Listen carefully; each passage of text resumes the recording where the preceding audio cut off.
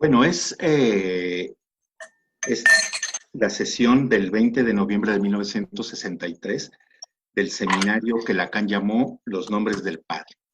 Como ustedes saben, se trata de un seminario que Lacan comenzó y que no continuó.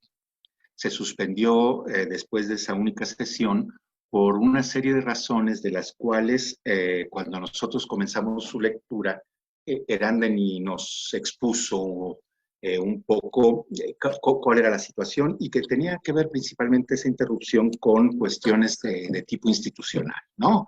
De Lacan enfrentado con la IPA que impidieron que él continuara.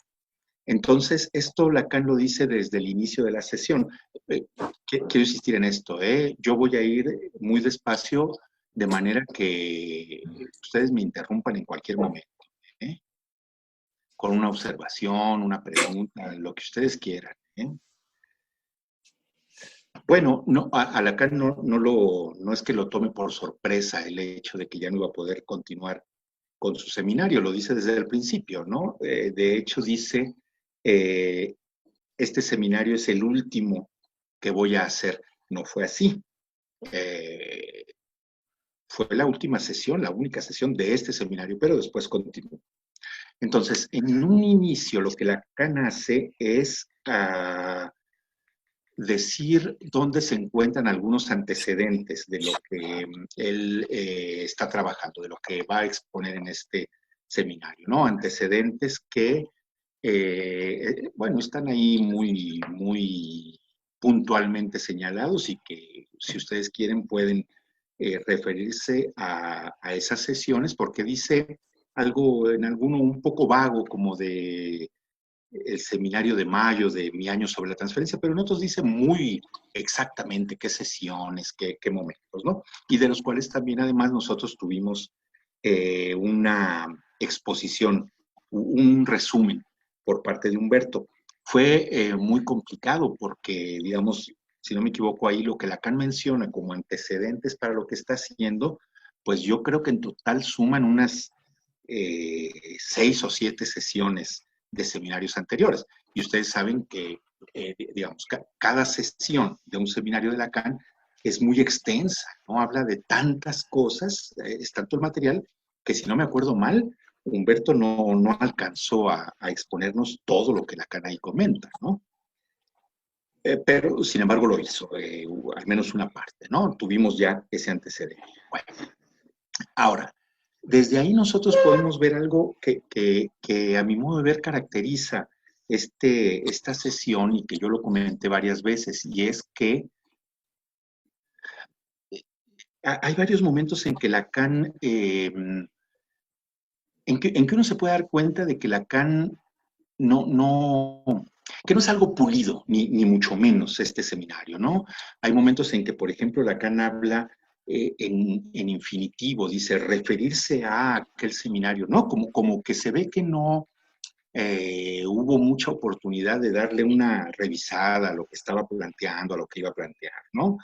En varias partes. Esto, por desgracia, yo no pude tener el, no es que no haya podido tener, es que no tuve oportunidad de revisar el seminario en español, el que ustedes leyeron. Entonces yo no sé cómo le habrán hecho, yo no sé si le dieron también, ellos sí, como que su manita para darle una acomodada a las frases de Lacan, pero en mi versión hay huecos, hay partes donde, a ver si ahorita ubico uno en particular, en donde se ve que la persona que estaba eh, escribiendo al mismo tiempo que Lacan exponía, alguna palabra se le escapó y queda un hueco, queda un hueco. No sé cómo lo habrán resuelto en español, pero bueno, entonces, la primera parte de la sesión, lo que Lacan hace es mencionar cómo este seminario de esta fecha se liga, se encadena con el seminario anterior que acababa de terminar y que era el de la angustia.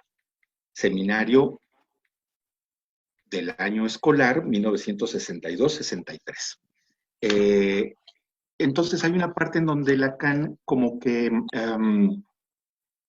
repite, resume algunas cosas que había dicho en aquel seminario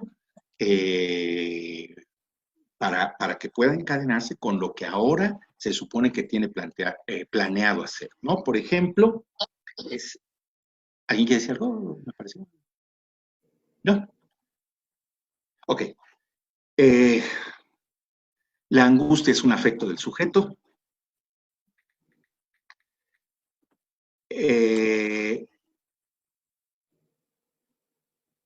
Ese afecto debe ordenarse, dice Lacan, en función de la estructura, la del sujeto definido como el sujeto que habla, que se funda, se determina en un efecto del significante. Otro punto, eso Lacan lo dijo, ¿se acuerdan? Desde la primera sesión del seminario de la angustia, que es un afecto. Otra cosa, por ejemplo, que menciona aquí, insisto, todavía está repitiendo, repitiendo cosas del año anterior.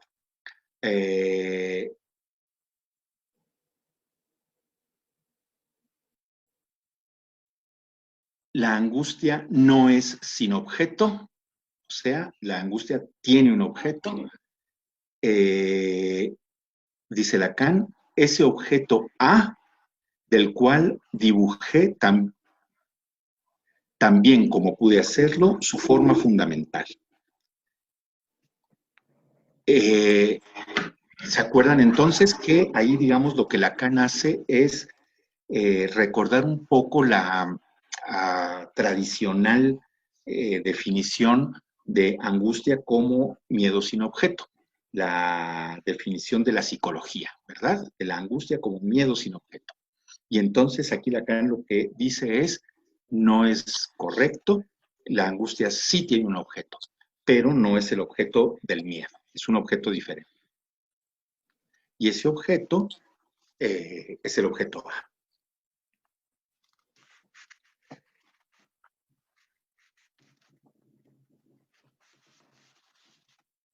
Hay una parte ahí al principio en que Lacan trata para hablar de este asunto de la relación entre la angustia, el sujeto, la angustia como como dijimos, un afecto del sujeto, hace una correlación con lo que pasa en la filosofía, en la psicología, con la relación que hay entre lo inteligible y el inteligente, digamos, ¿no?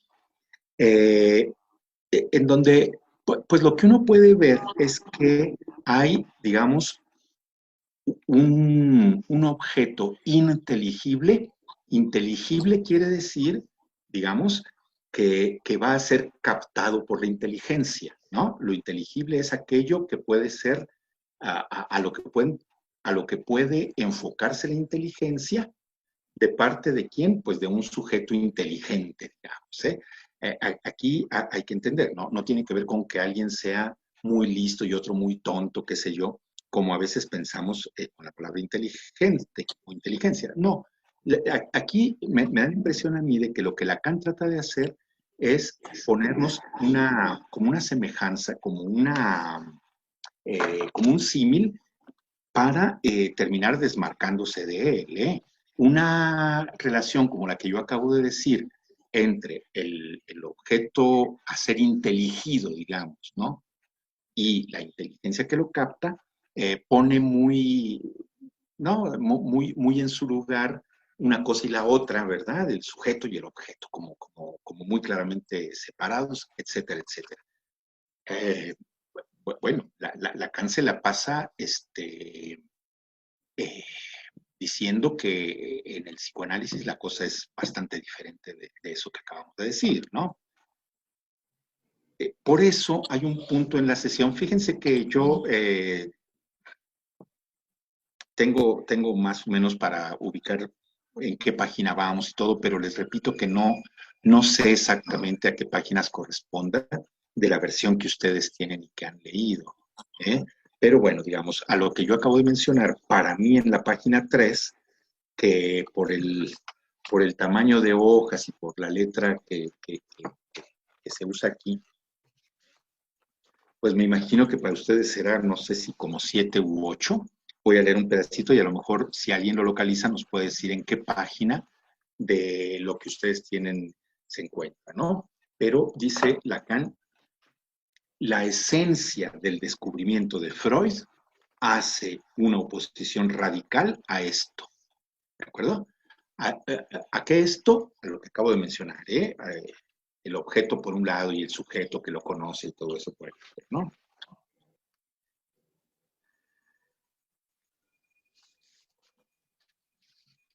En ese momento Lacan hace una referencia a la dialéctica hegeliana. Hay una cosa que me gustaría comentar. Yo creo que a partir sobre todo de este momento, se puede ver algo que ocurre con esta sesión y que yo creo que bueno, determina varias cosas de las que aquí Lacan quiere plantear.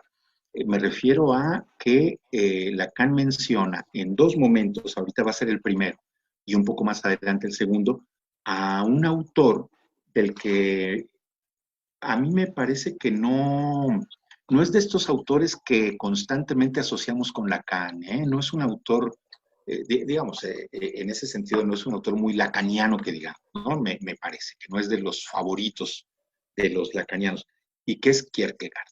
Eh, Hay una referencia aquí de Lacan a la dialéctica hegeliana, y entonces la cosa va más o menos por aquí. ¿Qué dice Lacan?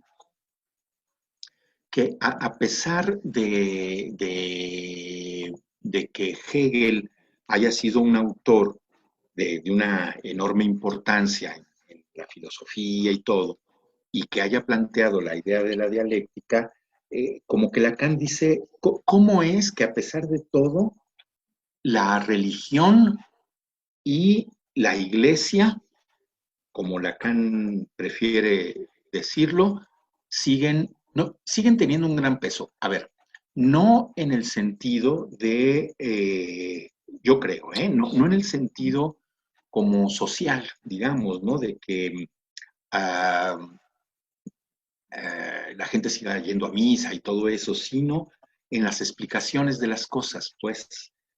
Eh, a lo mejor eh, a lo mejor ahorita que platiquemos un poco podemos mencionar, si ustedes me ayudan y todo, este asunto de cómo está eso. ¿Por qué, por ejemplo, como ha aparecido recientemente en algún número de Me Cayó el 20, de la revista Me Cayó el 20 y todo, y algunos libros, cómo es que parece que no hemos acabado de prescindir de Dios en las explicaciones? ¿Eh? Es más, ¿cómo es que a pesar de tantos años transcurridos, no hemos acabado de asimilar lo que dice Nietzsche, ¿verdad? De que Dios ha muerto. Pues yo creo que un poco va por ahí, pero a lo mejor a ver si ahorita al final lo podemos platicar un poco más, ¿no? Bueno, entonces, a ver. eh,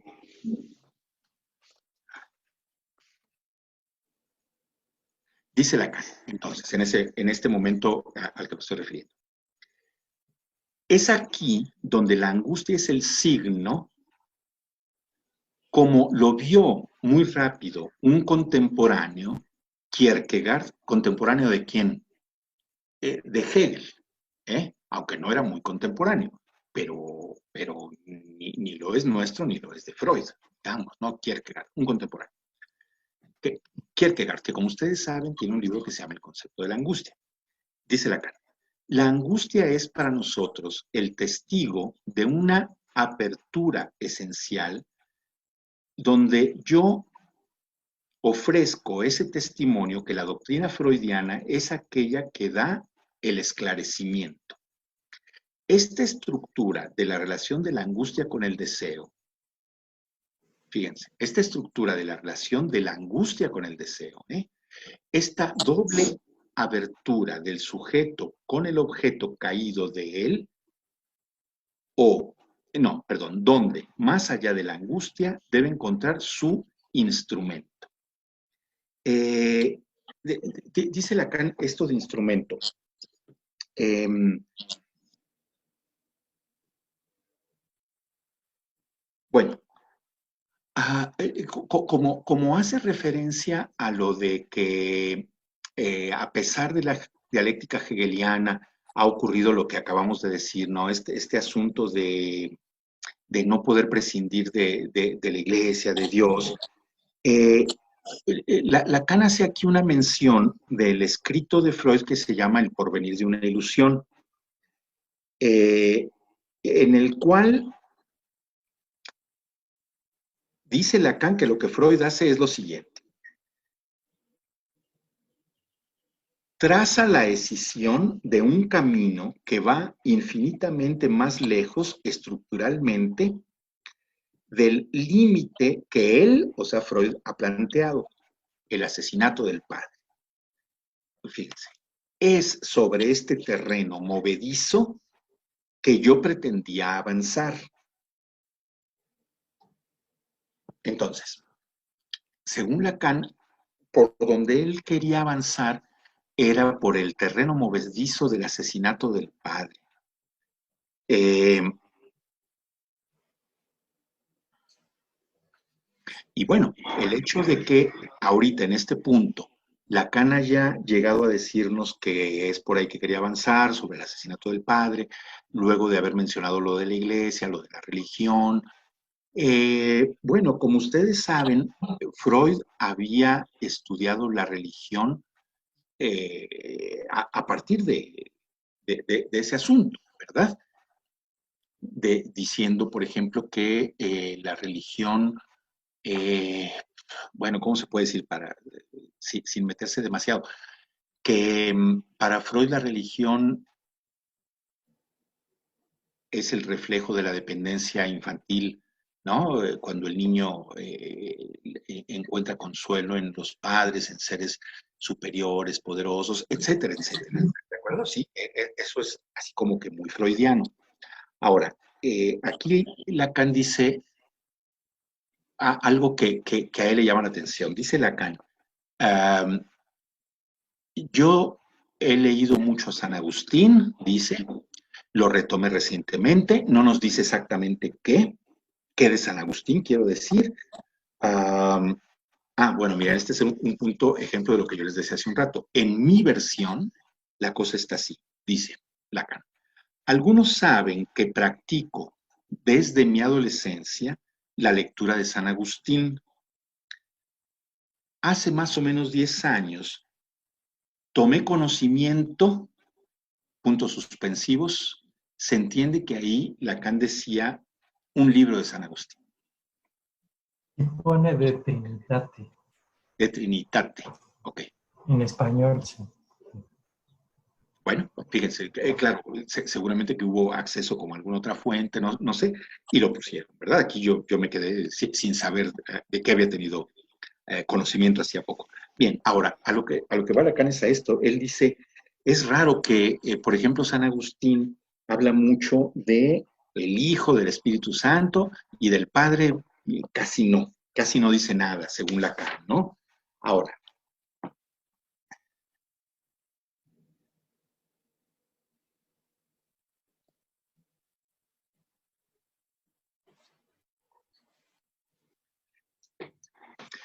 como que hay un momento ahí en que Lacan parece que medio deja en suspenso la cosa del Padre, y se pone a hablar del objeto A.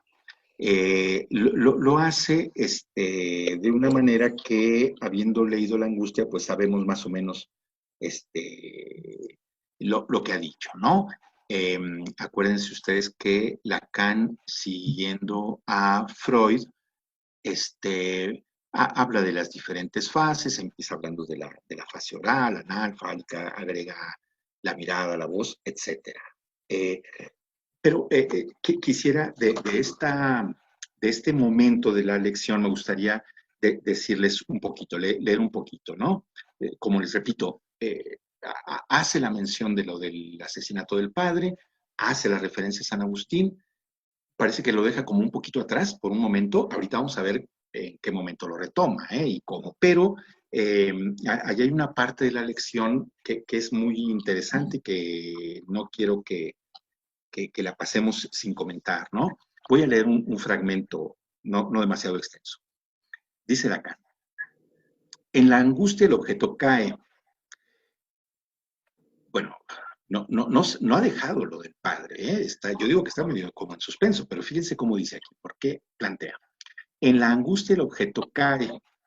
Esa caída es primitiva. Ahí la divinidad hormiguea. No sé si pongan así en español, hormiguea. ¿Cómo está? Eraneri, ¿lo tiene usted?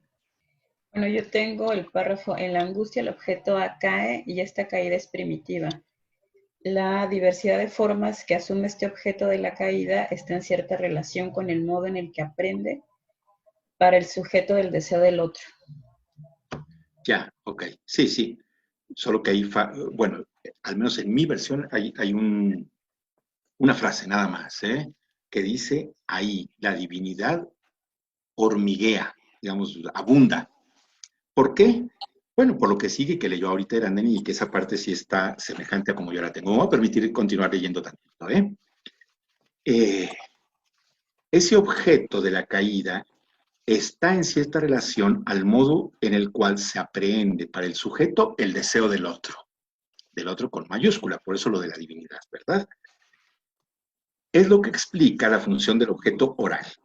Ella no se comprende a menos que ese objeto, el seno que el sujeto cede, cuando se desprende, ese objeto fundamentalmente es de su pertenencia, del sujeto, ¿verdad?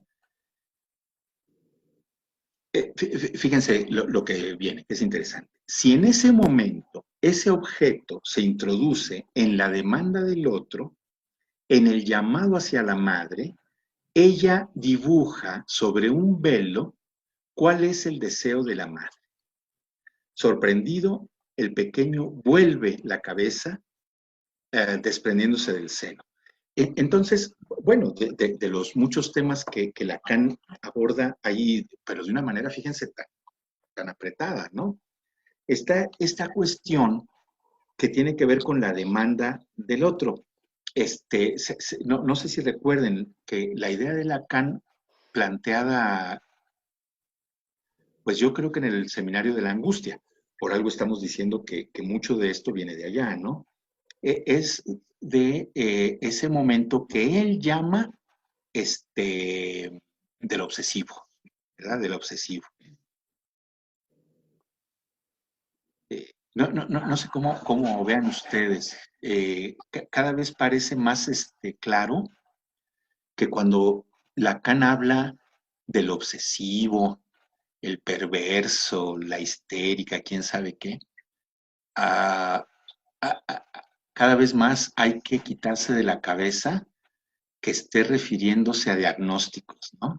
Que esté refiriéndose a personas que supuestamente por obedecer a ese diagnóstico se comporten de tal o cual manera, ¿no? Yo creo que hay que entenderlo como personajes, ¿no? Como personajes de teatro, ¿no? Algo así, decir, el obsesivo para Lacan, pum, pum, ¿no? La histérica para Lacan, yo creo eso. Pero entonces, aquí dice, por ejemplo, no, perdón, en algún momento de la angustia, dice Lacan, pero es a lo que está apuntando, creo aquí, que una persona obsesiva, el obsesivo, pues, vamos a seguirle el juego ese de lo que yo digo ahorita es como un personaje, que el obsesivo tiene que hacer que coincida su deseo con la demanda del otro para poder apuntar a cumplirlo, digamos, ¿no? Que de alguna forma necesita esa especie como de, ¿cómo se llamaría? Como de sanción, ¿verdad?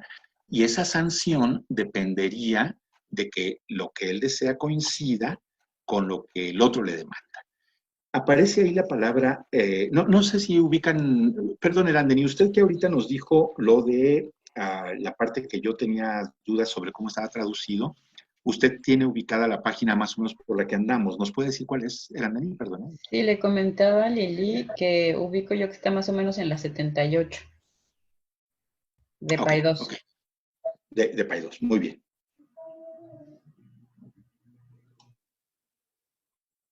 Es que quiero que vean donde Lacan habla de la oblatividad. ¿Está esa palabrita por ahí? ¿La ubica alguien? Oblatividad. Sí, Juana. hola, perdón, me acabo de sumar, perdón. Sí, sí. Está en la 79. Ok.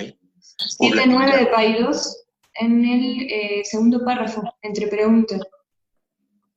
Sí, es una pregunta, efectivamente.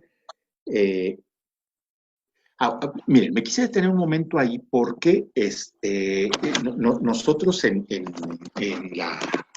las sesiones previas que tuvimos y que habíamos estado hablando de la sesión, yo creo que la palabrita no había aparecido, oblatividad, no me acuerdo. Y es importante porque es una palabra que Lacan usa en varios momentos, siempre de una manera muy crítica. La oblatividad significa, es una palabra religiosa. Oblatividad significa, si no me equivoco, don, pues lo que uno sacrifica, ¿no? Entonces, si no me equivoco, no estoy del todo seguro, pero si no me equivoco, se usa para referirse, por ejemplo, a las personas, los hermanos religiosos, pues, los que estudian para dedicarse al culto religioso.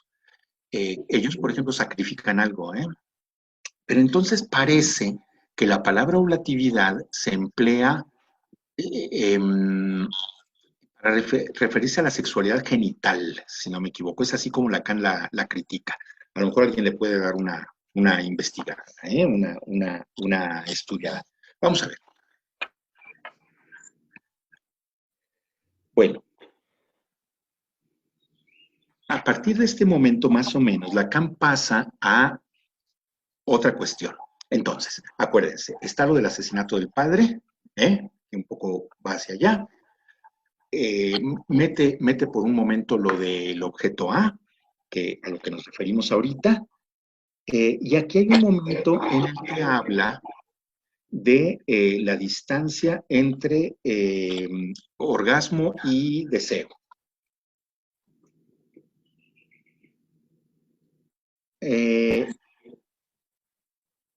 No ha dejado, insisto, lo del objeto A, para nada lo ha dejado.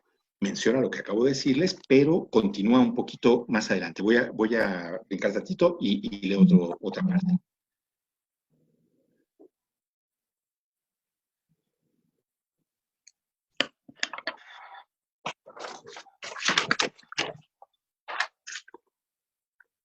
Dice Lacan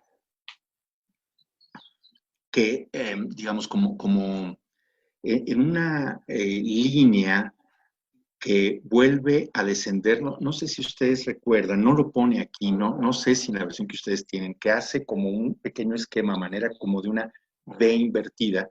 Sí, ¿verdad? Ya estoy recordando que incluso me lo mostraron, si no me equivoco, la vez pasada, donde pone los objetos de la pulsión, y entonces se está refiriendo a eso, por eso al menos en mi versión dice que en una línea redescendente, ¿no? Que asciende y vuelve a descender.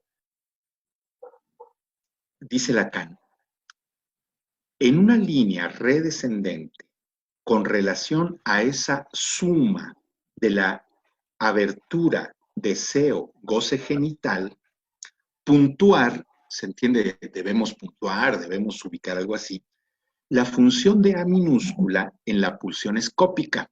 Acuérdense entonces, siguiendo a Freud, había hablado del objeto oral, del anal, del fálico. Ahora, cuando se refiere a la pulsión escópica, es la mirada, ¿verdad? Es la mirada. Su esencia se realiza en el hecho de que hasta ese momento el sujeto es cautivo de la función del deseo. Es que aquí el objeto es extraño.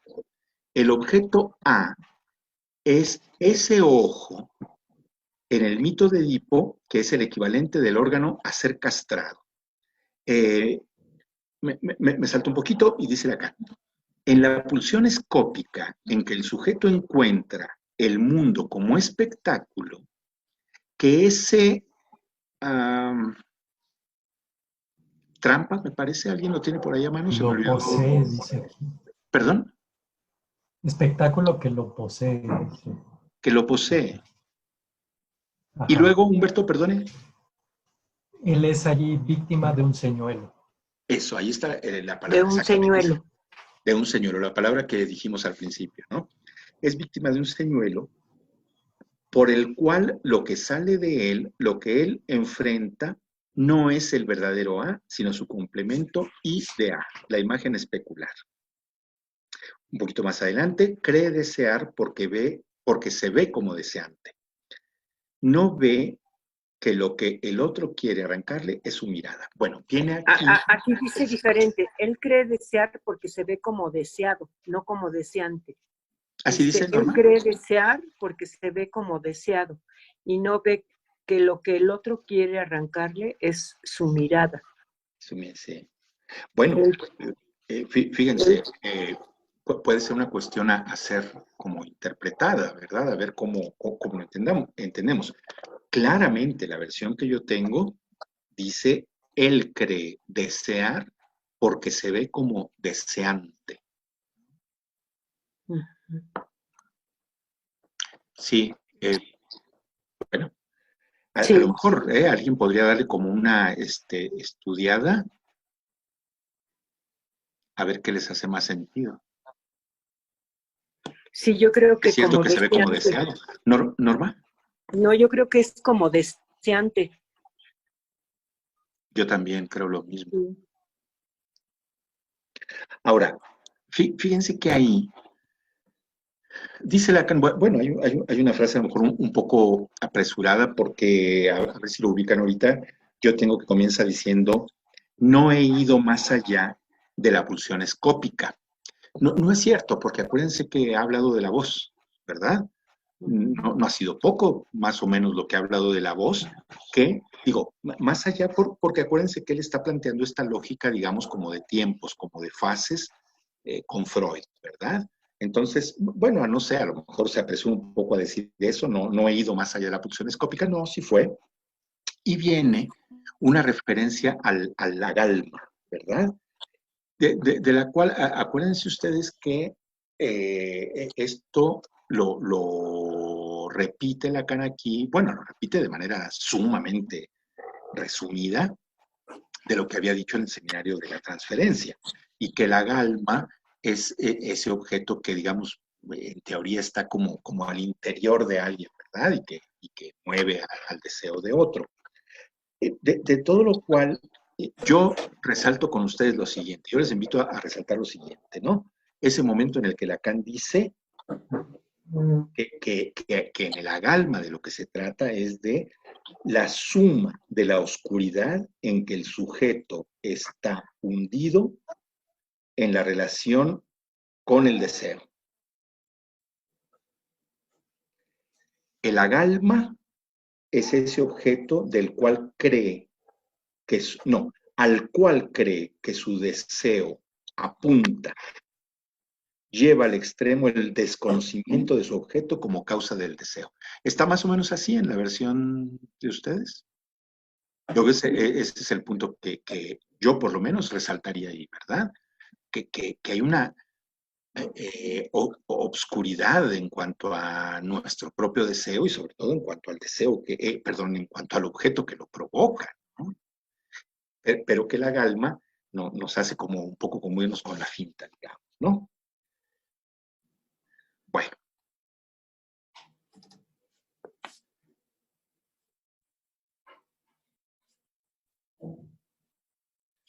Viene una parte en donde, siguiendo con esto que a él lo ha llevado, repito, a referirse a las fases freudianas y todo, llega la voz, pues, ¿no? Prueba de que efectivamente no se había detenido en la pulsión escópica. Comienza Lacan diciendo lo siguiente. En quinto término, vamos a ver al A venir del otro. Me interrumpen si quieren, ¿eh? O si también si hay una diferencia con la versión de Paidós, cualquier cosa, algo así, me interrumpen, por favor, ¿eh? Entonces, en quinto término, vamos a ver al A venir del otro único testigo de ese lugar del otro, que no es solamente el lugar de el espejismo. Este A no lo he nombrado. Sin embargo, en otras circunstancias, habría podido mostrarles a ustedes un esclarecimiento singular, a saber, la voz del otro. Me voy a saltar un poquito para ir a lo siguiente. Fíjense qué interesante, ¿no? Dice Lacan. Es que hay varias cosas ahí, ¿no? Pero vamos a ver. Me salto un poquito y dice Lacan. La voz es el objeto caído del órgano de la palabra. El otro es el lugar en que eso habla. ¿Sí? Con esta vaguedad que pone Lacan de eso habla. Digamos, una manera de apuntar al, ¿cómo se dice? A lo ilusorio, ¿no? De decir, yo digo tal cosa, yo hablo de esto, yo hablo del otro, y como si fuera también separado del otro, etcétera. Entonces dice Lacan, no, el otro es el lugar donde eso habla. Pero fíjense a dónde lleva esto a Lacan, ¿no? A una pregunta un poco larga, que dice, de ahí la pregunta, dice Lacan, ¿quién, más allá de aquel que habla en el lugar del otro y que es el sujeto, quién está ahí, del cual el sujeto, cada vez que habla, toma la voz? ¿Alguien me puede decir si está más o menos así en la versión País 2? ¿Sí? ¿Suena parecido? Ok, vamos a repetirlo. ¿Quién, más allá de aquel que habla en el lugar del otro y que es el sujeto, quién está ahí, del cual el sujeto, cada vez que habla, toma la voz? ¿Sí? ¿Por qué insisto tanto en esta pregunta de Lacan? Porque fíjense que viene una parte en la que Lacan, bueno, hay dos cosas ahí que yo quiero resaltar. Una, primero, una de estas frases que Lacan comienza diciendo, es muy claro que, y no tiene nada de claro, ¿no? La frase es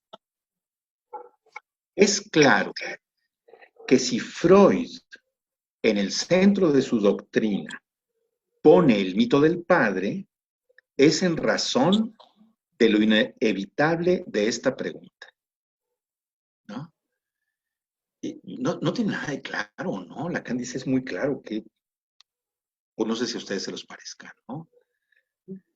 Digo, porque Lacan está relacionando ahí el hecho de que Freud ponga el mito del padre en el centro de la doctrina freudiana, eso sí, eso sí es claro, ¿verdad? O sea, que en el centro de la doctrina freudiana esté el mito del padre, sí. Que ese hecho se relacione con lo inevitable de la pregunta, no está tan claro.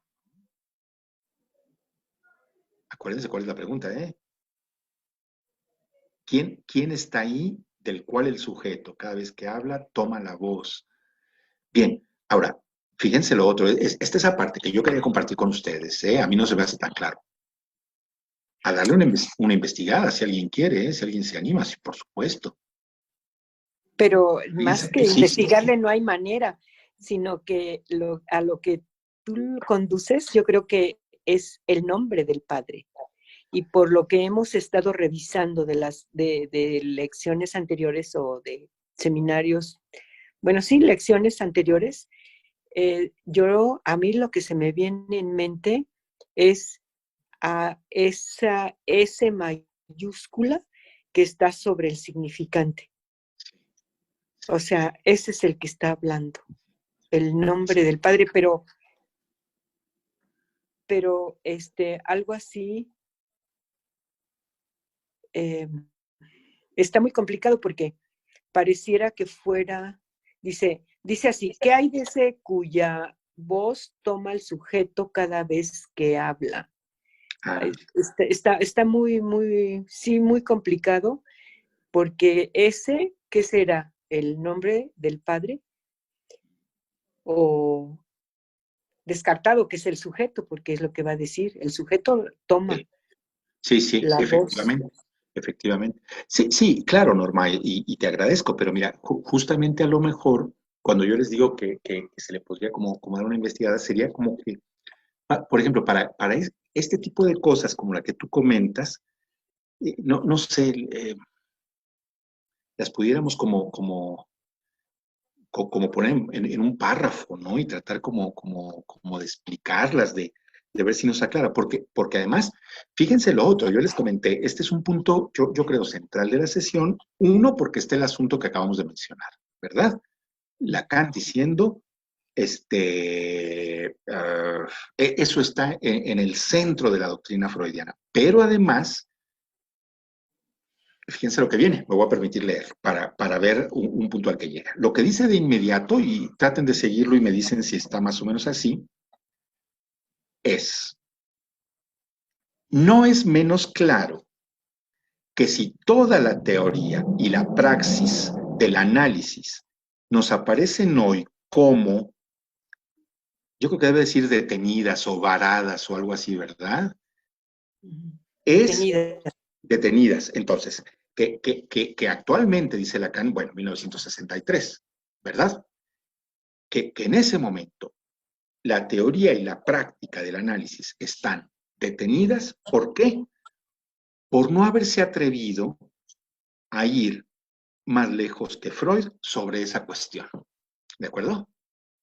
Entonces, Lacan dice ahí, digamos, Freud se detuvo.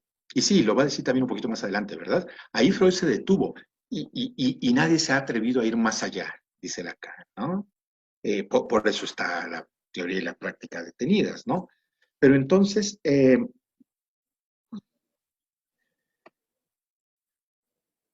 Lacan se pregunta ahí, ¿cómo íbamos nosotros, ¿no? A esbozar este problema que acabo de introducir, dice Lacan. Entonces, me detengo porque es pues digamos, Lacan está mencionando un poco como por dónde iba su plan, ¿verdad? Es muy claro que cuando dice el análisis no se ha atrevido a ir más allá, pues es que él sí lo iba a hacer, ¿no?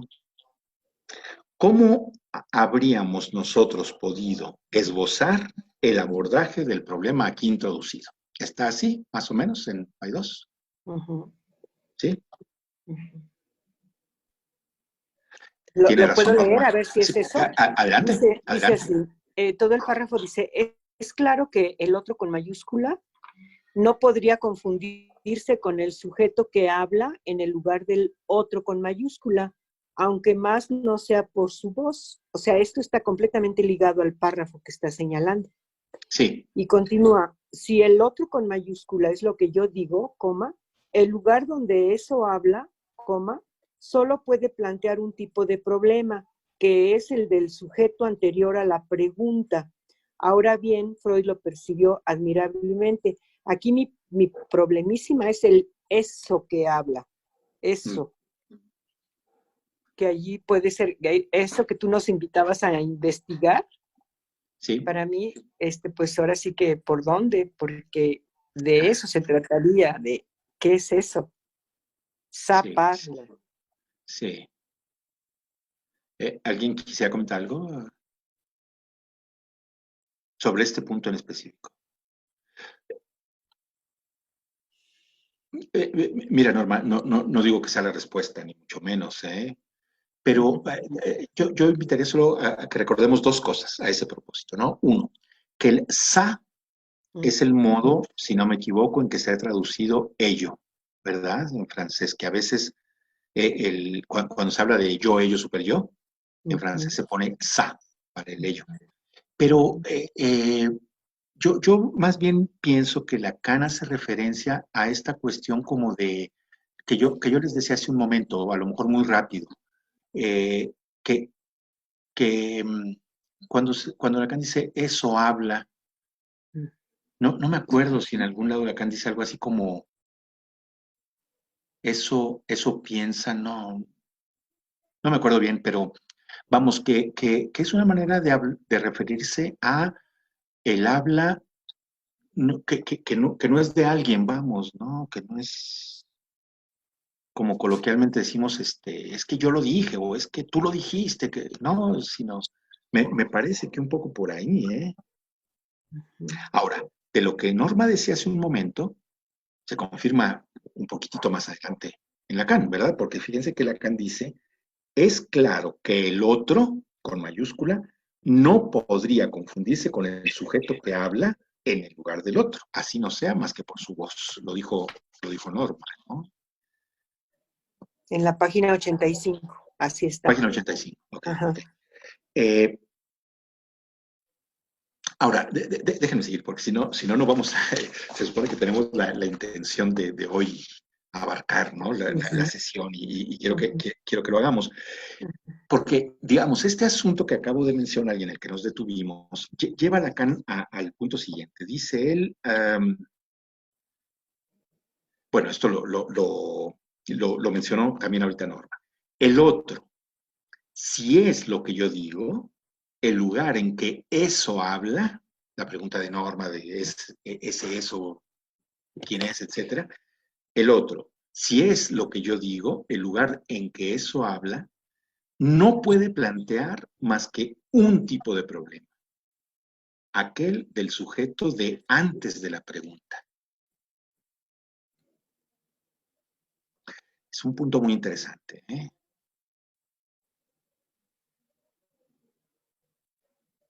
Antes de la pregunta, claro, digamos, a mí me parece que hay que tomar en cuenta que cuando la pregunta se plantea, ya estamos hablando de algo que se puede articular, ¿verdad? De algo que ya puede aparecer como pregunta. Y antes, digamos, ¿no? Jorge, ¿tú Sí. dices que es del sujeto antes de la pregunta? Aquí dice que es el del sujeto anterior a la pregunta. Bueno, en mi versión dice tal cual, Norma. Aquel problema, aquel del sujeto de antes de la pregunta. Pero, ¿ves alguna diferencia, Norma? ¿O lo quisiste comentar solo como una cuestión como de la traducción? No, ahorita me lo haces ver que es igual. Está bien. Adelante, Jorge. Okay. Sí. Bueno, a ver, ahora, este es un punto nuevamente muy importante porque yo creo que es el que lleva a Lacan lo va a llevar a hablar de el padre de la horda primordial y todo esto de Freud, ¿verdad? Es decir, digo, al menos provisionalmente yo les invitaría a que por ahorita nos quedemos con esta idea, ¿verdad? Ok, ¿qué hay ahí antes, no? ¿Qué hay ahí antes o sea, qué hay ahí del sujeto antes de la pregunta y todo? Viene una referencia que yo creo que habíamos comentado, me parece, en algún momento de la sesión nosotros, quienes nos hemos estado reuniendo, porque es uno de esos momentos muy interesantes en que Lacan dice, bueno, lo voy a leer tal cual, a ver si se acuerdan si lo habíamos mencionado, si no me equivoco, que con toda la crítica, sin duda fundada, del especialista sobre la cuestión del tótem, y en mi versión se pone nada más muy brevemente, confróntese Lévi-Strauss, no es menos cierto que aquel que está a nivel de la búsqueda de la verdad puede sobrepasar por alto todas las opiniones del especialista. ¿Está más o menos así? ¿Ustedes? Yo creo que lo habíamos dicho y es muy interesante, porque en muchos lugares Lacan dice cosas parecidas.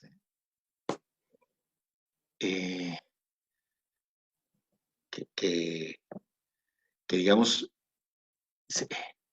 como Freud hablaba de tantas cosas, yo no sé si esté ocurriendo algo semejante con Lacan, ¿no? Como Freud hablaba de tantos temas y escribía tanto, pues luego siempre ha habido muchos especialistas que han dicho, No, Freud aquí se equivocaba. No, Freud no, así no era. Freud, etcétera, etcétera, etcétera. Y Lacan, digamos, de una forma muy interesante diciendo, bueno, a ver, para el campo que es el de nosotros, vamos un poco, como que uno se queda con Freud, digamos, ¿no? Ok, entonces,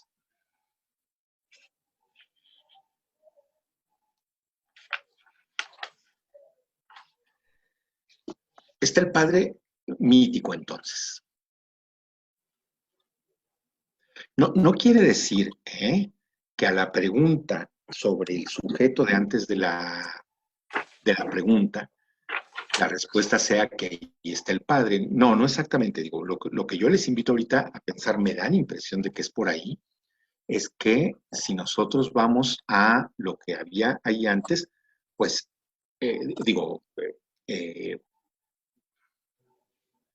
no solo, podemos pensar en la historia del sujeto, etcétera, pero antes de eso, una de las cosas a las que nos conduce es al padre primordial de Freud. Juana, ¿quería decir algo? No, ok, ok. Acuérdense de interrumpir si hace falta, por favor. Bien, entonces, un poquito más adelante, Lacan, a partir de aquí, se va a poner a hablar sobre ese padre de la horda freudiana. Hay una parte en donde dice lo siguiente, es un pequeño fragmento que quiero leer con ustedes porque además quiero que me digan cómo está una palabra ahí extraña. Un poco más adelante de lo que Norma leyó, a lo mejor una página después, algo así, dice Lacan. Porque ese padre, ¿acaso no podemos nosotros ir más allá del mito para tomar como señal lo que implica el mito? En ese registro que da nuestro progreso sobre estos tres términos, goce, deseo y objeto. Ha estado hablando mucho del objeto, ¿no? No digo en esta sesión, en la angustia anteriormente. Mucho del deseo también, no tanto del goce, ¿verdad? Me da la impresión de que no es un tema que haya particularmente tocado Lacan anteriormente. Vamos a ver a dónde va. Continúa.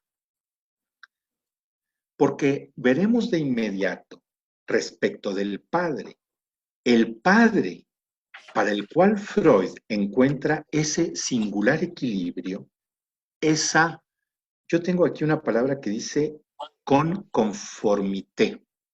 ¿Alguien lo ubica cómo está puesto ahí? Co-conformidad entre ellos. Co-conformidad. Ujú. Ok, pues sí, bueno, es algo que está conformado entre ambos, ¿verdad? Ok, bueno, sí. Ahora, con co-conformidad, o sea, equilibrio singular entre qué y qué, entre la ley y el deseo. Realmente unidos, necesitados, la una por el otro. Sí, ¿verdad? Está así. Ahora, fíjense lo que añade Lacan.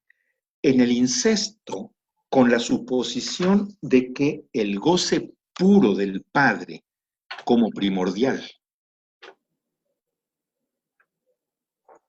Sí, entonces, bueno, a ver. ¿Eranel quiere decir algo? No, ok.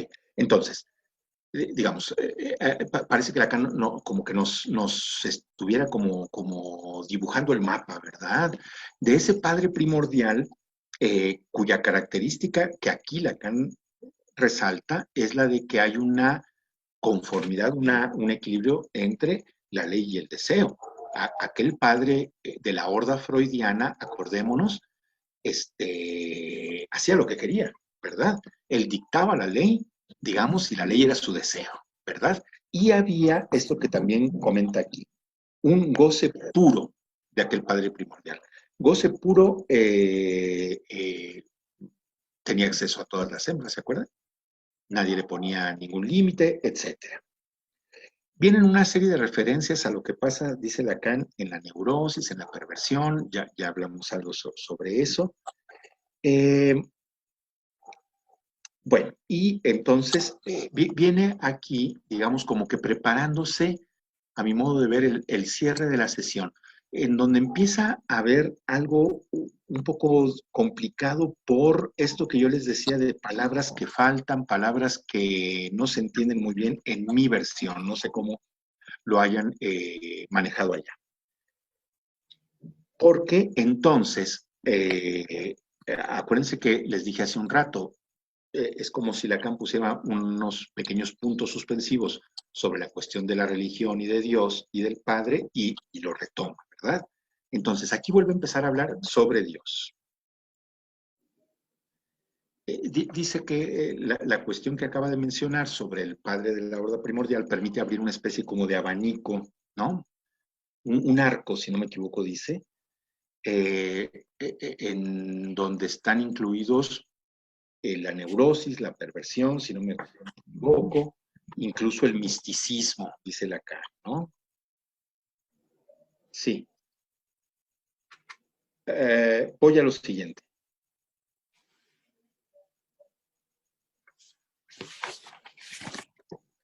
Dice Lacan, hay un momento en que dice Lacan, el primer nombre por el cual yo quisiera introducir la incidencia específica de la tradición judeocristiana en el problema del goce, un Dios con mayúscula. Y está esta frase, es ante ese Dios que Freud se detuvo. ¿Eh?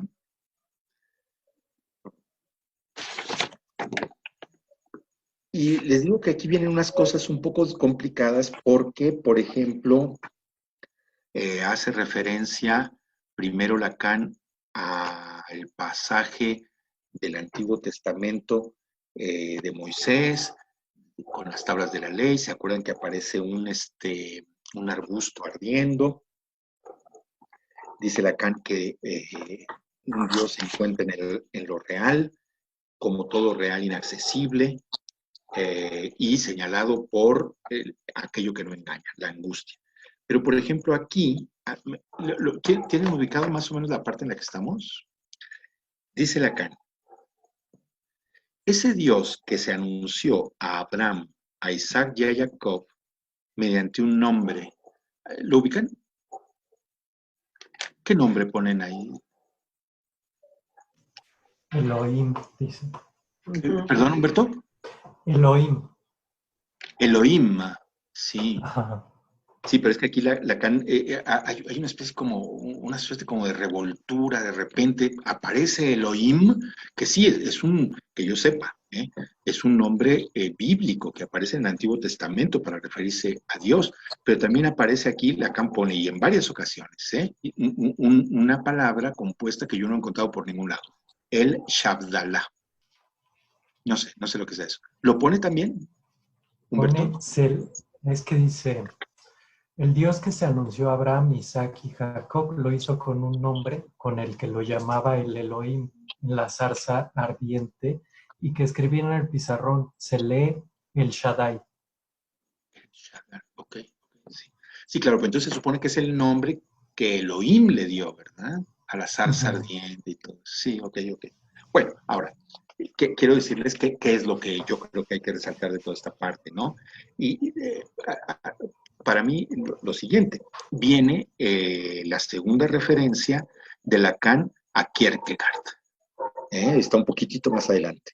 Dice Lacan algo así como, hay algo esencial en todo esto, yo tenía una cita con Kierkegaard. ¿Aparece más o menos así? Sí, a lo mejor un poquito más adelante de lo que acabamos de mencionar. Dice punto de encuentro. Ok, bueno, sí, punto de con encuentro. Nuestro Sí. Kierkegaard, sí. Con Kierkegaard, sí, claro. El sacrificio de Abraham. El punto de encuentro era el sacrificio de Abraham. Porque esto no me acuerdo si lo habíamos comentado, el libro de Kierkegaard, que se llama Temor y Temblor, está centrado en el sacrificio de Isaac. Bueno, aquí Lacan tiene presente lo del libro de Kierkegaard, lo del sacrificio de Isaac, al cual ese libro se refiere, pero mete cosas, ¿eh? Dice que tuvo una plática con Teilhard de Chardin, etcétera, etcétera, y por ahí hace como alguna cita de un texto del siglo XI, me parece que un poco más adelante, va a lo siguiente, yo creo, ¿eh? Es a este título que se desarrolla lo patético del drama al que nos lleva Kierkegaard.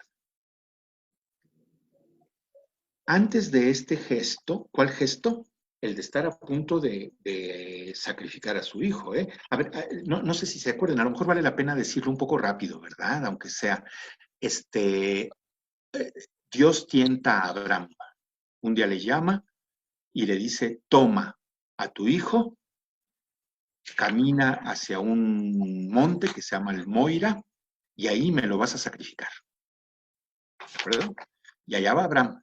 En realidad, esto lo habíamos platicado, no es su único hijo. Abraham había ya tenido un hijo con una esclava. Pero lo importante es que este hijo era el hijo de la promesa. Era el hijo a partir del cual Abraham iba a ser padre de una enorme descendencia y era el hijo con el cual había Dios hecho la alianza, con este hijo en particular. Bueno, pues un buen día le dice, tómalo, vete al monte Moria y lo vas a sacrificar. Abraham allá va, y cuando está a punto de sacrificarlo, un ángel le detiene la mano y me parece que le dice algo así como, ya vi que estás dispuesto a hacerlo, ya no hace falta que lo hagas, digamos, ¿no? Basta con la intención. Y entonces regresa. Y se cumple el pacto, pues, de que Abraham es padre de muchedumbre de gentes, ¿no? Pero entonces, fíjense, Lacan, ¿qué hace Lacan con este mito? ¿Por qué el punto de encuentro, la cita, digamos, ¿no? La cita en el sentido de punto de encuentro, de tenemos una cita para este viernes en la noche, qué sé yo, con Kierkegaard. Es a este título que se desarrolla todo lo patético del drama al que nos lleva Kierkegaard. Antes de ese gesto, Abraham vino aquí, o sea, al monte, para algo. Llevó a su muchacho para un misterioso encuentro o cita. Le amarró los pies como a un carnero para sacrificarlo.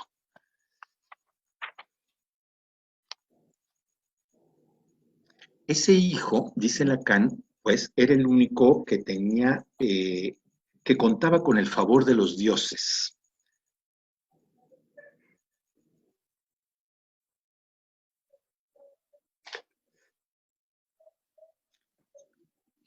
Lacan recuerda aquí, en esto del punto de encuentro con Kierkegaard y para lo que a Lacan le sirve el asunto del sacrificio, se acuerda de lo del sofar.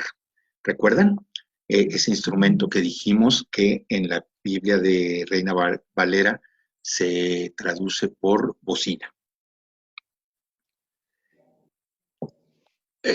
Hace Lacan un pequeño como malabarismo a mi modo de ver, entre la bocina, que acuérdense ustedes está hecha con un cuerno de carnero, es de eso de lo que está hecha la bocina. Dice Lacan, entonces, bueno, a ver, cuando Abraham está a punto de sacrificar a Isaac y el ángel le detiene la mano, aparece un carnero y entonces se sustituye a Isaac por el carnero. Lo que se sacrifica es el carnero. Lacan dice, el carnero del que se trata es el carnero primordial, o sea, el animal tótem. Dice Lacan que es el animal tótem, ese que aparece ahí. Vamos, Lacan va a lo siguiente.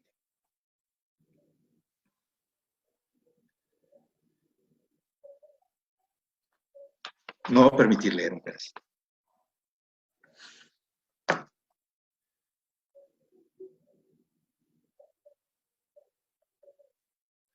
Lo que Elohim, o sea, el Dios, le designa a Abraham para que lo sacrifique, es su ancestro.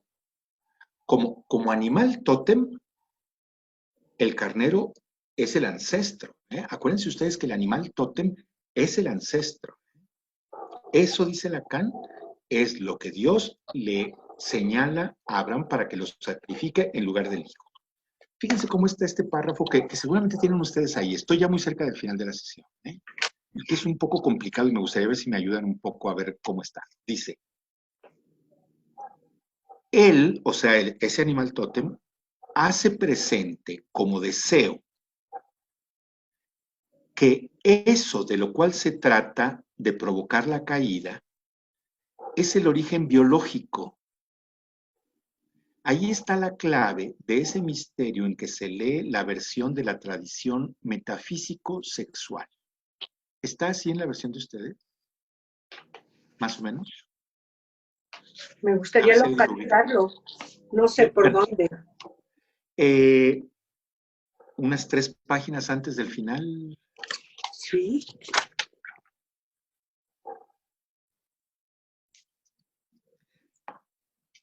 ¿Podrías repetir? Lo voy a repetir, a ver si alguien lo ubica para que me digan más o menos cómo está.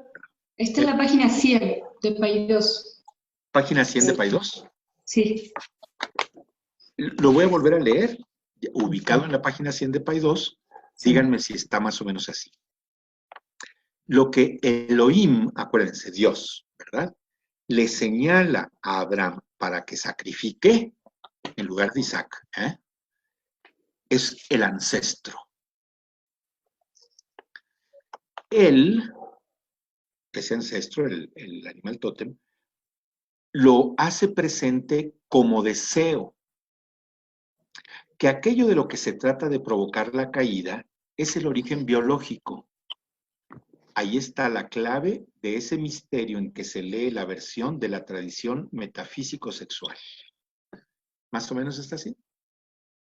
Se lee la versión de la tradición judía respecto de lo que existe en otra parte.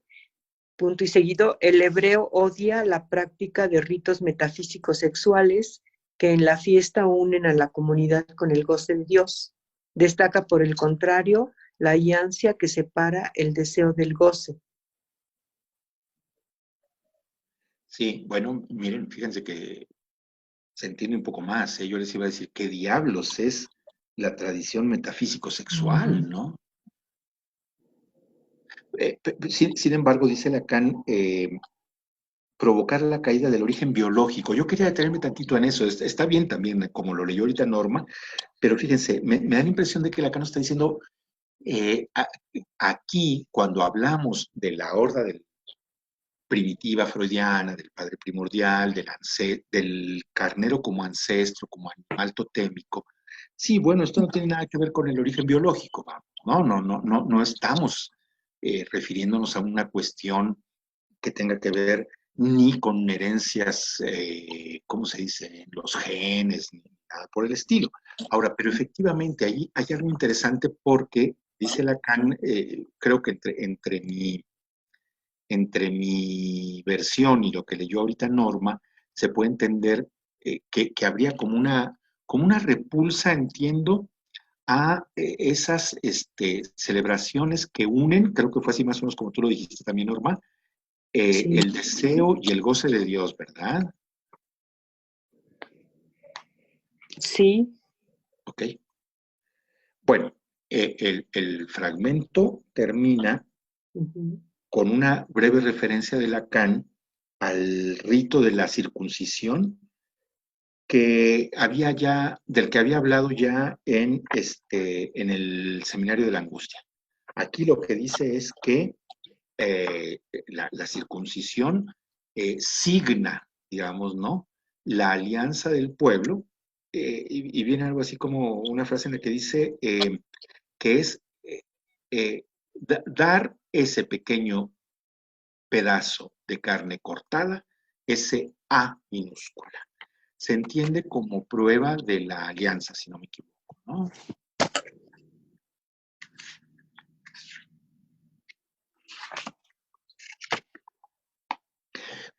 Bueno, yo pienso que toda esa parte, digamos, que acabo de tratar más o menos de exponer con ustedes, eh, es esta referencia de Lacan a el padre totémico y a la cuestión del sacrificio. ¿Por qué puede ser que sea importante la cuestión del sacrificio ahorita para Lacan? Porque me parece también que habíamos comentado que cuando Lacan dice el sacrificio de Abraham es es muy ambiguo, pero muy interesante, porque, digamos, casi siempre como se habla, y lo más correcto es decir que es el sacrificio de Isaac, porque al que se va a sacrificar es a Isaac. Acuérdense ustedes que Isaac es el hijo de la promesa. Al que se va a sacrificar es a Isaac. Entonces, por ejemplo, las pinturas sobre el tema, como alguna que, si no me equivoco, Eranden la puso en la página de Facebook, etcétera, esas pinturas se llaman el sacrificio de Isaac. Nadie dice el sacrificio del carnero, ¿no? Aunque en realidad Isaac al final no fue sacrificado. Pero miren, y esto es más que nada como una invitación de esas que parece que Lacan nos hace constantemente, ¿no? Y que por eso a veces uno siente que no alcanza la vida para estudiar todo lo que Lacan nos propone y nos sugiere. Pero fíjense, en el libro de Kierkegaard, que se llama Temor y Temblor, Kierkegaard, por un lado, hace algo parecido a lo de Lacan, siento yo. O sea, toma un tema, en ese caso bíblico, y se pone como a variarlo con un poco casi pues, cosas que a él se le van ocurriendo y lo hace sumamente interesante. Porque, por ejemplo, Kierkegaard termina por decir que, digo, puede parecer una obviedad, ¿no? Pero no sé si lo sea. Miren, a ver cómo ven ustedes.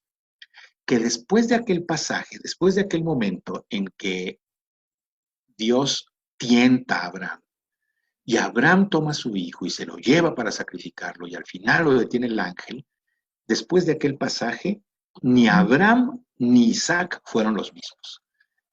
Digo que puede parecer una obviedad, pero no sé si lo sea tanto, ¿eh? Por ejemplo, Kierkegaard dice que Isaac perdió la fe. Y eso para un personaje del Antiguo Testamento no es decir poco, ¿eh? ¿Cómo que perdió la fe? Isaac, ni más ni menos. De Abraham dice Kierkegaard que pasó el resto de sus días incapaz de olvidar lo que Dios le había exigido. ¿Se imaginan? Dios le exigió matar a su hijo. No es perder a un hijo. Que bueno, a alguien se le puede morir un hijo y no se lo deseamos a nadie, es una cosa terrible. Pero bueno, pues es la muerte del hijo. No es ir y matarlo. A Abraham se le exigió eso. Entonces, no pasa sin consecuencias, una exigencia como esa. Hay un pasaje, les repito, que Kierkegaard como que le pone un poco como su cosecha, pero lo hace muy interesante, en que pone un pequeño diálogo, digamos, que supuestamente ocurriría entre Abraham e Isaac, cuando Isaac se da cuenta, ¿no?, de a dónde lo lleva, Abraham le dice, cállate estúpido, no creas que esto lo exige Dios, esto lo hago porque se me pega mi real gana. Digamos, un poco ya, yo estoy exagerando también, pero un poco algo así como, sí, te voy a matar y qué importa, etcétera, etcétera, ¿no? Y entonces hay como el diálogo interno de Abraham, diciéndose a sí mismo, Señor, prefiero que piense que tiene un padre sin entrañas a que se entere de que tú me exigiste esto. ¿Me siguen? Fíjense la cosa terrible que está pasando ahí, ¿no? Lo sacrificial. Exacto. Pero lo absurdo también, digamos, ¿no, Norma? Sí, o sea, sí, lo absurdo de lo sacrificial. Sí, en muchos sentidos, Norma. Por ejemplo, lo absurdo, en ese caso en particular, de la demanda de ese Dios, que le pide a un padre que mate al hijo, ¿no? Ahora, no sé si también tú apuntas quizá, Norma, a eso que oímos tanto en los análisis, de gente sacrificándose, Sí, el ah, super yo. sí, sí, ok. Ok, ahora, entonces, por eso es que yo creo que Lacan habla al final de la sesión de este asunto, de este punto de encuentro que tenía con Kierkegaard. Bueno, ya lo único que nos podemos es imaginar por dónde iba a seguir el seminario de Lacan, ¿no? A mí me da la impresión, como dice el punto de encuentro o la cita con Kierkegaard, pues que a lo mejor iba a profundizar un poco más en el tema, qué sé yo, para hablar de este asunto del padre. Aquí ya no lo hace, más que brevemente lo que yo les acabo de platicar, digamos, ¿no? La sesión se cierra, concluye. Hay unas palabras ahí un poco ambiguas, por lo menos en mi versión de Lacan, diciendo que algunos alumnos parece que qué increíble contrasentido, qué infantil impaciencia parece estar Lacan hablando de alumnos y todo. Creo que habíamos mencionado, ¿no? Cómo cierra tal cual la sesión Lacan diciendo: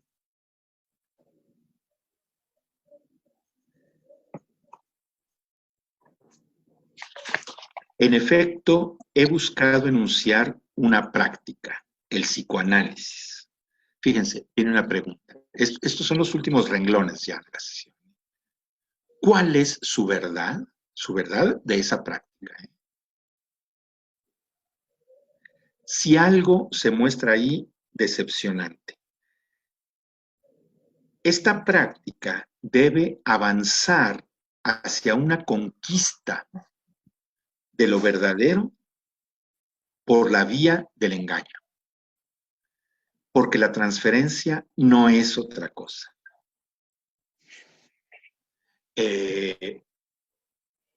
Distinto, me parece a mí, de lo que comenta, por lo menos en mi versión, en un párrafo siguiente, inmediato y ya final, en donde dice: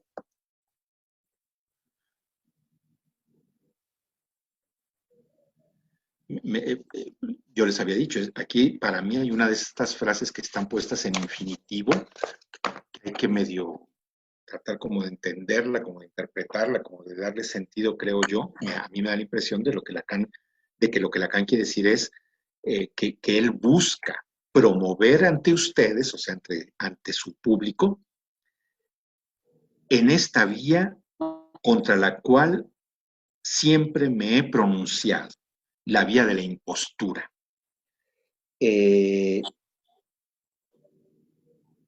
Distinta entonces esa vía de la impostura, me parece a mí, de lo que acaba de mencionar sobre el engaño, cuando dice la transferencia no es otra cosa, es un engaño.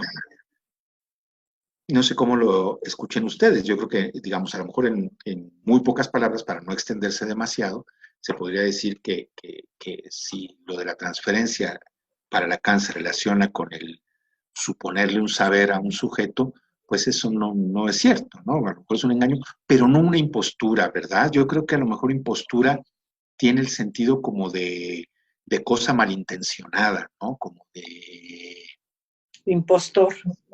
de impostor, de engañifa premeditada, ¿no? Como en busca de un provecho, qué sé yo, algo así, ¿no? Yo creo que por eso a lo mejor dice lo de engaño diferente de la impostura. Bueno, ahí termina la sesión. Ya sabemos, Lacan sí volvió a hacer un seminario, dejó pasar, si no me acuerdo mal, unos meses, pero hasta aquí la sesión, ¿no? ¿Quisieran comentar algo? Pasamos a que hagan ustedes comentarios. Hoy ¿Qué no les va a haber parece? interrupción, no va a haber interrupción. Ay, qué Pues no bonito. la hubo, no sabemos No, por qué. qué Eranden bonito. hizo alguna de De sus sus trucos, pases mágicos. yo creo. Fantástico. Sí me gustaría saber si hay algo, pero también, bueno, muy brevemente, pareciera aquí cuando nos avisaste, Jorge, dice de aquí, de que era lo que estábamos discutiendo allí por la... va a ser difícil que tú lo ubiques, pero nosotros estábamos en la página 84, 85, Sí, Jorge, sí, y habíamos quedado algo así como que si se confundía el otro y que el sujeto en el lugar del otro, en fin, y allí como que cortábamos y decías, de aquí en adelante se pasa a revisar lo del padre de la horda primitiva y el padre, y todo lo que has estado hablando es del padre y del padre.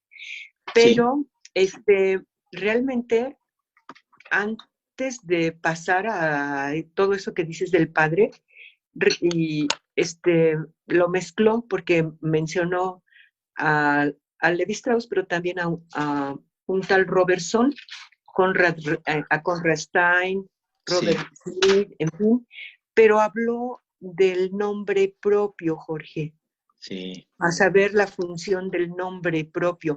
Entonces yo allí me quedé pensando si era, o sea, porque ya ves que al principio en la primera lección de ustedes que yo no estuve, que revisaron con Humberto todas estas, el seminario el seminario de las formaciones del inconsciente, la ética, la transferencia, la identificación, y bueno, en el 10 se resumía todo eso. Entonces, eh, el día, como era una laguna que yo tenía con ustedes, pues yo sí estuve echándole un ojito a todos esos textos vía Claudel, y la verdad, mi hueco es lo del nombre propio. O sea, eso no lo esclarecí y pensé que fuera a hacer aquí. Pero aquí, cuando te remite a la función del nombre propio, pensé que era al nombre, sí, al nombre propio del sujeto. Pero la verdad, quién sabe por qué lo menciona esto y realmente pasa, ahora sí, a todo lo que tú hiciste ahorita de despliegue, de hablar del nombre del Padre. Ha estado hablando del nombre del Padre. Y yo alguna vez había yo leído este trabajo y de alguna, o sea, obviamente no lo había estudiado, lo había leído, pero y con, digamos, con algunos comentarios de alguien, en fin. Entonces, precisamente alguien decía que cerraba con el verdadero cierre antes que diga 20 de noviembre de 63, dice, voy a leer el último párrafo, no estoy aquí haciendo un alegato por mí, dice, debo decir, sin embargo, que habiendo desde hace 2 años confiado a otros el manejo de una política dentro de un grupo para dejar su espacio y pureza a lo que tengo que decirles, nunca, en ningún momento les di pretexto para creer que para mí no había diferencia entre el sí y el no. Entonces alguien me aclara que ese no es como en francés, nom du père.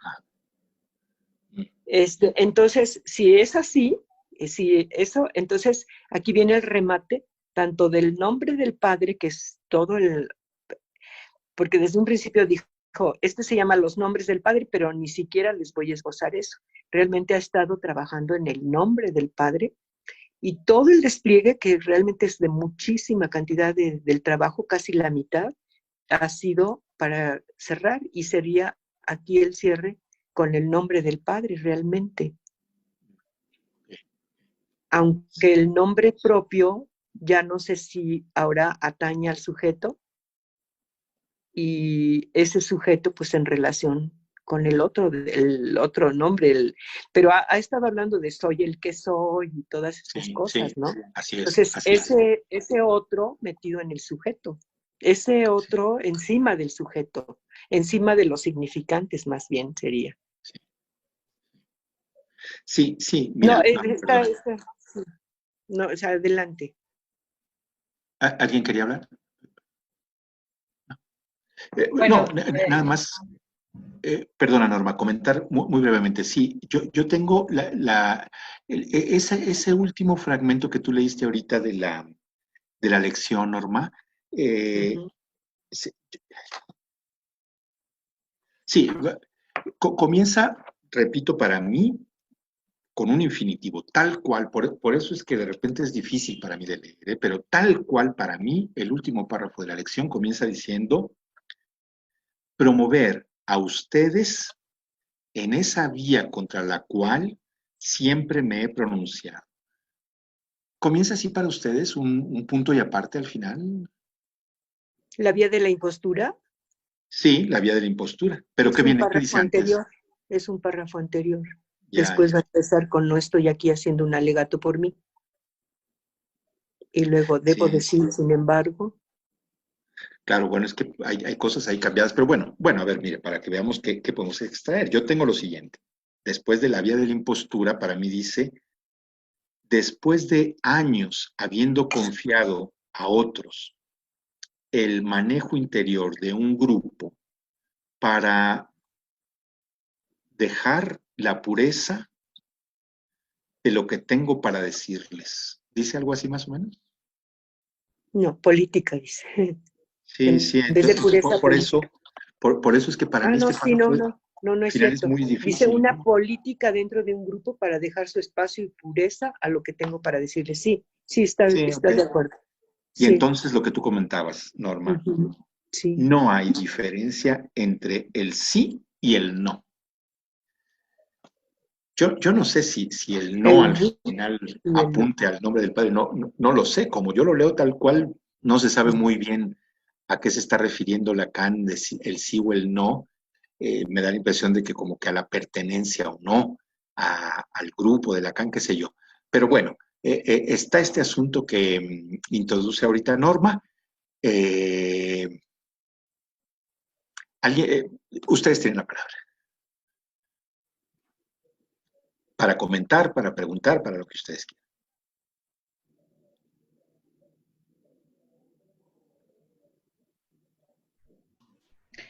Bueno, a mí también Grande. me llamó la atención esta parte, sobre todo porque como menciona Norma, ya no pareciera que no se vuelve como a abordar la cuestión del nombre propio porque hay un fragmento donde incluso lo señala como en el mismo nivel del padre, o sea, algo así menciona, no lo tengo ahorita así ubicado, pero habla así que el nombre propio en el nivel del padre. Entonces, bueno, o sea, a mí lo que me hace pensar es como la importancia que llega a tener precisamente el nombre propio.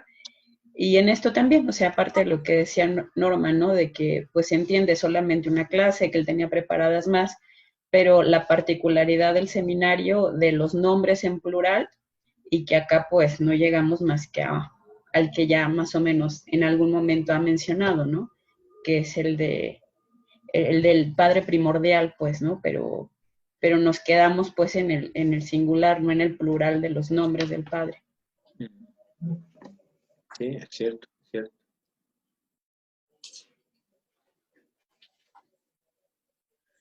Sí, y es que, como también lo dijo Norma, Lacan había hecho referencia al asunto del nombre propio,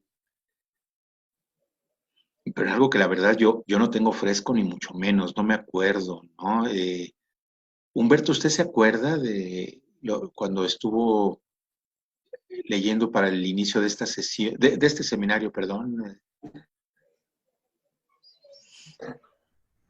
Pasa es que, bueno, justo ahorita estaba revisando, ¿no? Estaba intentando recordar y veía yo que en las sesiones del 58 que me tocó exponer porque nada más bueno, fueron esas las que alcancé a revisar. Ahí de lo que Lacan habla es de la metáfora paterna y la función paterna, ¿no? Pero no menciona tanto así como los nombres, el padre o el nombre, ¿no? Es pues una cuestión distinta porque ahí habla más del carácter sustitutivo, ¿no? Que tiene el padre como reemplaza la madre en el complejo de Edipo, ¿no? El deseo por la madre como él se impone, ¿no? Y digamos que termina por sustituirlo, ¿no? De ese modo se habla de una metáfora porque hay una sustitución de un deseo, ¿no? De la madre por el padre. Pero no del nombre propio habla. O sea, no habla así como tal del nombre, me parece que ni siquiera mencionado, ¿no? Nada más. Humberto, Sí, les invito a ver la página 68 de aquí. Entonces es meramente el principio, Jorge, ¿sí? en donde dice uno para nosotros. Entonces ahí señala las lecciones y Sí, a ver sí, si me sí. ayudan. Entonces Sí. dice, este año pretendía enlazar para ustedes los seminarios de los días 15, 22 y 29 de enero y 5 de febrero de 58. Todos estos son del seminario Las Formaciones del Inconsciente, Sí. que se refieren a lo que llamé la metáfora paterna. Y Okay, sí. es súper fenomenal la de todo esto de la metáfora, sobre todo el trabajo de la metáfora paterna es alucinante. O sea, yo Sí, sí sí. sentí riquísimo regresar a eso. Dice, después sigue diciendo, mis seminarios del 20 de diciembre del 61 y los que siguen referidos a la función del nombre propio. Claro. Entonces, me parece que ahí está mal, que no son... Allí revisemos las fechas, ya no sé si la siguiente es la que está mal, los seminarios de mayo de 1960, que se refieren a lo concerniente al padre de la trilogía claudeliana. Sí. Y allí está muy, muy mal redactado, Jorge, e inclusive algún momento sí te pasamos esta referencia y tú la contrastas con lo tuyo, Sí. no sé si se le fueron, digamos que en la rapidez de lo que mencionaba y todos los seminarios Lacan no los mencionó bien, pero aquí hay un cambio de año. Pero Sí. sí, la verdad, eran Denny, tengo un poquito de disculpas también porque he estado diciendo cosas sin fundamentarlas. Hasta ahorita tengo mis textos, pero ahorita ya me faltan los que tengo en otra parte. Sí. Pero sí debe de haber, o sea, esta clase de los nombres del Padre es un concentrado fuertísimo. Realmente yo cuando entré dije, ay, pues esto es el seminario 10.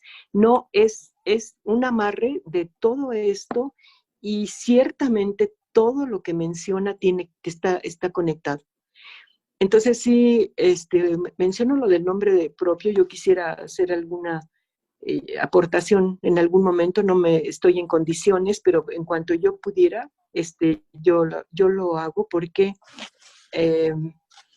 aquí es como, ¿qué concepción de inconsciente se tiene? Aquí, en alguno de estos textos, de estos seminarios anteriores, Lacan discute a Laplanche junto con Leclerc en un trabajito que ellos conjuntamente sacaron que se llamó El inconsciente, algo así precisamente. Parece ser que entre ellos, que realmente parece que le pertenece a Leclerc, más que a Laplanche, un poco la plancha ahí arrimadito, pero parece que, bueno, en este trabajo ellos hablan de que el inconsciente es condición del lenguaje y Lacan dice, no, momento, es al revés.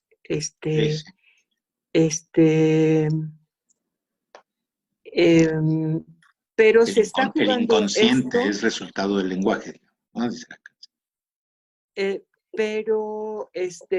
pero aquí el nombre propio, aquí creo que es importante regresar a ese seminario de la identificación y darle su lugar, pero sí entonces queda para mí fuerte la pregunta, aquí donde vuelve a mencionarlo aquí en el final de lo que trabajamos hoy, porque aquí en la página 68 ahí está el nombre propio, pero acá lo vuelve a mencionar, pero como que ya se diluye entre si es del sujeto o si es de el Elohim o qué lugar tiene. Por eso es un poquito, por todo esto es que yo abruptamente te dije, pues sí, es la metáfora paterna, en el trabajo de la metáfora paterna del seminario Las formaciones del inconsciente, allí pones como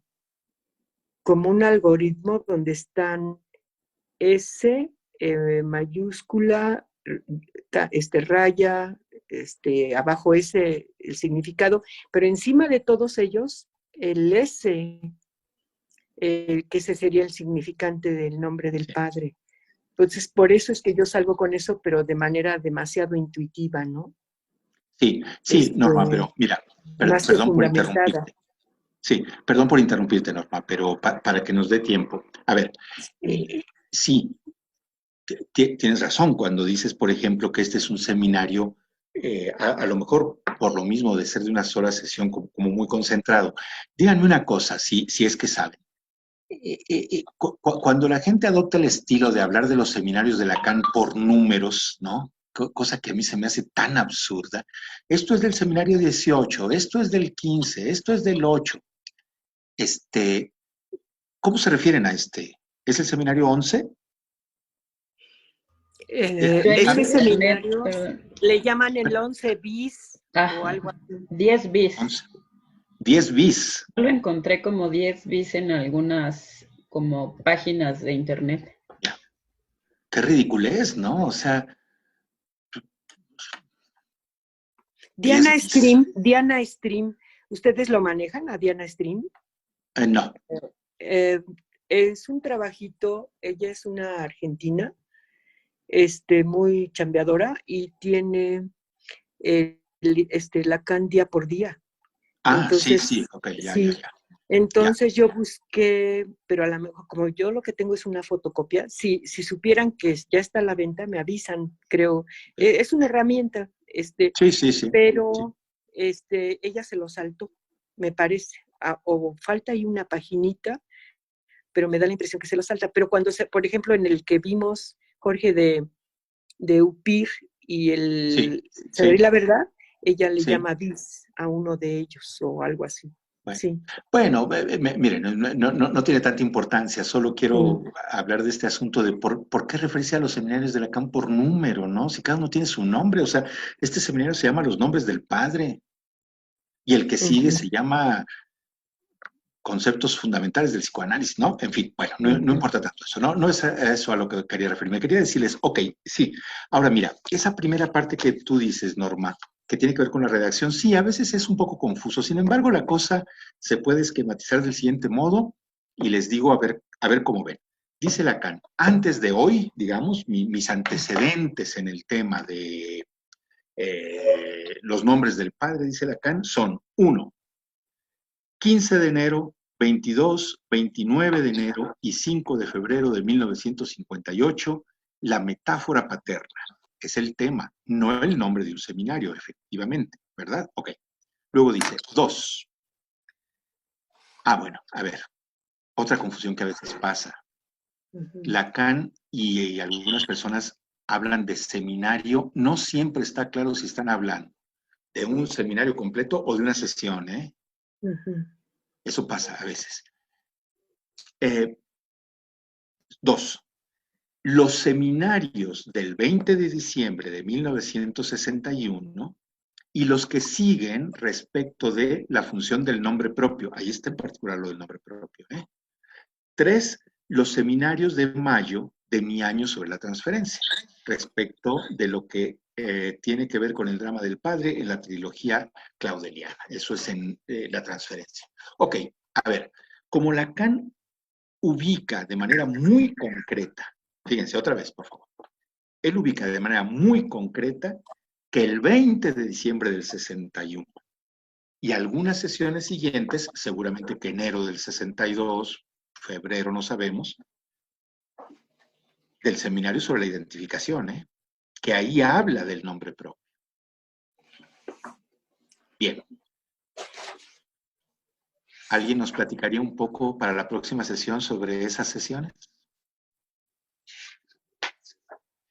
¿Qué dicen? ¿Quién se anima? Humberto. Yo iba a decir Norma y sí me la ganaste. Sí, ¿Qué dice Humberto? lo busco, sí, claro. Ok, ok, muy bien, muy bien. Entonces, 20 de, Están mal en 20 las de fechas. diciembre, Una fecha está mal, ¿eh? Una fecha está mal de ahí. El año ¿cuál es es? diferente. No sé decir cuál, pero lo investigo y mando en el chat. Lo que Ok, yo según yo está Ah, mal. sí, perfecto. sí, es cierto. ¿Verdad? Un ¿Sí? año está mal. Es probable. Pero Sí, entonces, a ver, todo parece indicar que es Seminario de la Identificación, una sesión de un 20 de diciembre, ¿es correcto? Estoy checando. Sí, ya veremos. Sería nada más por un año. Darle una investigada, ¿verdad? Sí. Pero entonces, a lo mejor, Humberto, usted nos podría hacer favor de darle una revisada y decirnos algunas palabras sobre lo que Lacan diga ahí acerca del tema del nombre propio. ¿Está bien? Ahorita, sí. Ok, ok. Ahora, necesitamos unos minutitos. Ujú. Norma puso en el chat la portada de una versión engargolada de